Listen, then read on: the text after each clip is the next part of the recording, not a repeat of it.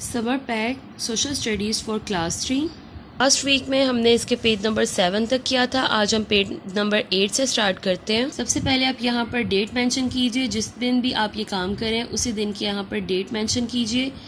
Weather, climate and season. Activity number 3, define the following. इनकी वजाहत कीजिए। वेदर, सबसे पहले वेदर है। Weather is the day to day state of the atmosphere. Atmosphere कहते हैं हवा को। हमारी अर्थ के इर्द गिर्द जितनी भी हवा है उसको एटमॉस्फेयर कहते हैं। तो वेदर एटमॉस्फेयर की रोज़ाना की हालत को कहते हैं। आप देख सकते हैं कि जो मौसम होता है वो एक जैसा नहीं होता, वो हर रोज़ जो है वो चेंज होता है। कभी गर्मी होती है, कभी सर्दी होती है, कभी थंडरस्टॉर्म होता है, यानी हर रोज़ ही मौसम चेंज होता रहता है। तो हर रोज़ जो बदलता रहता है वो वेदर होता है। नेक्स्ट है climate. Climate is a usual weather a place has during a year.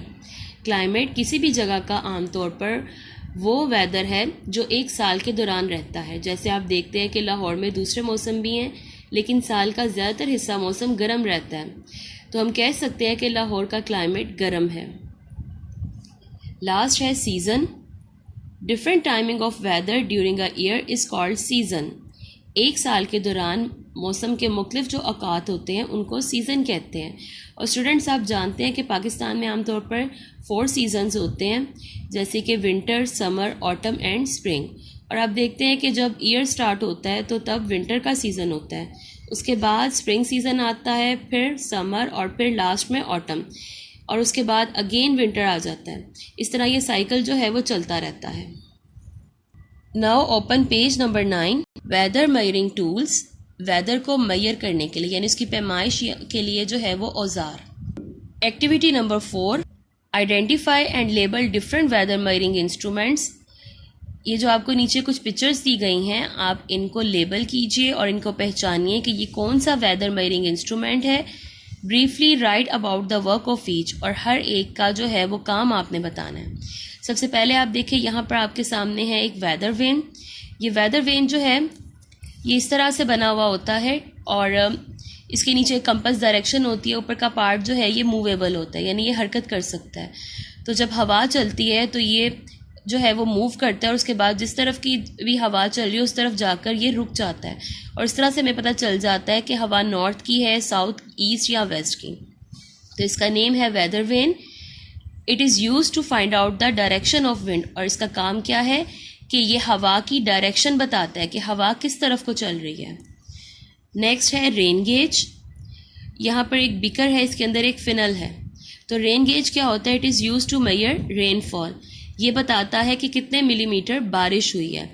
जब बारिश होती है तो इसको खुली जगह पर जो है वो रख दिया जाता है, और इसके अंदर जितने जो है वो रेन ड्रॉप्स जो है वो गिरते हैं उसी लिहाज से बता दिया जाता है कि इतनी बारिश हुई है। नेक्स्ट है एनीमोमीटर। ये भी ऊपर से मूवेबल होता है, और जब हवा चलती है तो ये तेज़ी के साथ घूमता है। जितनी तेज़ी के साथ हवा चलती है उतनी तेज़ी से घूमता है, जिससे ये पता चलता है कि विंड की स्पीड कितनी है। तो एनीमोमीटर इसका नेम है, और it is use to measure wind speed. और ये हवा की स्पीड मेजर करने के यानी उसकी स्पीड जो है वो मापने के काम आता है। नेक्स्ट है आपके सामने ये बैरोमीटर। ये एक मीटर की तरह है। It is use to measure air pressure. ये असल में ये बताता है कि हवा का दबाव कितना है। लास्ट है थर्मोमीटर। और स्टूडेंट्स, आप थर्मोमीटर के बारे में जानते ही होंगे कि थर्मोमीटर किस लिए इस्तेमाल होता है। It is use to measure temperature. ये टेम्परेचर के बारे में बताता है। ये टेम्परेचर को मेजर करता है, उसकी पैमाइश लेता है, यानी ये हमें बताता है कोई भी चीज़ कितनी गर्म है या कितनी ठंडी है। Open page number 10। Activity number 5, help तोता टू फाइंड द डायरेक्शन। यहाँ पर आपके सामने एक तोता है, इसकी हेल्प करनी है डायरेक्शन को फाइंड आउट करने के लिए। तो इसके लिए सबसे पहले हम एक साइड पर कंपास डायरेक्शन को ड्रॉ कर लेते हैं। सबसे ऊपर आपको पता है हमेशा होता है north, south, east and west, और ये हर मैप पर इसी तरह से बनी हुई होती है। तो सबसे पहले देखते हैं जी, तोता की डायरेक्शंस को फाइंड आउट करते हैं। फिर in the blanks keeping in mind the directions. आपने ये ब्लैंक्स जो है फिल करनी है डायरेक्शंस को अपने जहन में रखते हुए। तो सबसे पहले देखिए ट्री किस तरफ है। ट्री ऊपर की तरफ है, तो ऊपर की तरफ कौन सी डायरेक्शन है? नॉर्थ। तो हम यहाँ लिखेंगे नॉर्थ। नंबर 2 पर है flock of birds. Flock of birds किस साइड पे है, यानी बर्ड्स का जो है वो झुंड किस तरफ है, वेस्ट की तरफ को। उसके बाद नेक्स्ट है स्नैक शॉप, स्नैक शॉप किस तरफ है, ये है ईस्ट में। और लास्ट है नंबर 4 पर बर्ड बाथ, बर्ड बाथ कहाँ पर है, ये है नीचे की तरफ, और नीचे की तरफ कौन सी डायरेक्शन है, साउथ, तो ये भी है साउथ में। Now open page number 11। Part B है use the information on a small map. यहाँ पर आपको एक छोटा सा मैप दिया गया है, इस पर कुछ इन्फॉर्मेशंस लिखी गई हैं एंड द सिम्बल्स, और यहाँ पर कुछ सिम्बल्स आपके लिए जो है वो बना दिए गए हैं। And colours in the key to draw a map of the island on the large outline below. और यहाँ पर नीचे आपको एक जो है वो बिल्कुल अलग से एक बिल्कुल स्पेस आपको दिया गया है, इसमें आपने जो है वो ये जो है आपको बताई गई हैं, कुछ नेम मेंशन किए गए हैं, यहाँ से आपने सिंबल्स को यूज़ करते हुए ये चीज़ें बनानी हैं। तो सबसे पहले इसको देखते हैं। ये एक आइलैंड है, ठीक है, आइलैंड के साइड पे उन्होंने बनाया हुआ है सी, ठीक है, उन्होंने सी मेंशन किया हुआ है, तो यहाँ पर हम सी को मेंशन कर देंगे वेवी लाइंस के साथ, ठीक है।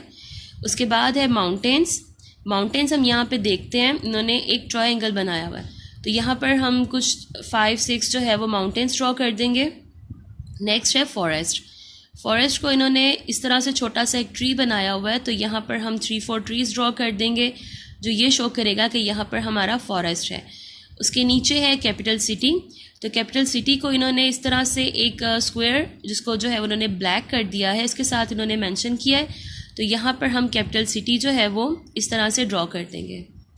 नेक्स्ट है लैंड, लैंड इन्होंने येलो कलर जो है वो कहा है कि लैंड में आप येलो कलर कर दें, तो यहाँ पर आप किसी भी शेप की लैंड ड्रॉ कर लें और इसमें येलो कलर कर दीजिए।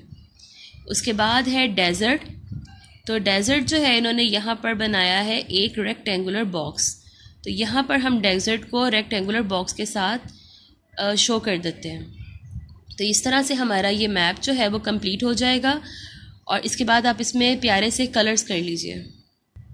Next page number 12, activity number 6, name the games these boys are playing. आपने इन गेम्स के नाम बताने हैं जो ये बॉयज़ खेल रहे हैं। तो यहाँ पर एक बॉय है वो फुटबॉल के साथ खेल रहे हैं, तो ये गेम भी कौन सी है, फुटबॉल। नेक्स्ट बॉय है वो बैट बॉल के साथ खेल रहे हैं, और पीछे हमें जो है वो विकेट भी नज़र आ रही है, तो ये कौन सी गेम है, क्रिकेट। नेक्स्ट जो बॉय हैं इनके पास एक हॉकी है और साथ में बॉल भी है, ये कौन सी गेम खेल रहे हैं, हॉकी। बी पार्ट है कैटेगराइज द फेस्टिवल्स अकॉर्डिंगली। यहाँ पर आपको इन्होंने कुछ फेस्टिवल्स दिए हुए हैं, और यहाँ पर इन्होंने आपको बताया कि आपने नेशनल फेस्टिवल्स, रिलीजियस फेस्टिवल और सीजनल हॉलीडेज़ को अलग अलग जो है वो लिखना है। तो हम फाइंड आउट करते हैं इस ब्लॉक में से, और इसको यहाँ पर जो है वो लिख देंगे। सबसे पहले है the Quaid day, Quaid day जो है वो हमारी नेशनल हॉलीडे है। उसके बाद है पाकिस्तान डे, ये भी हमारी नेशनल हॉलीडे है। उसके बाद है ईद उल फितर, ये हमारी रिलीजियस हॉलीडे है, यानी हमारी मजहबी छुट्टी है।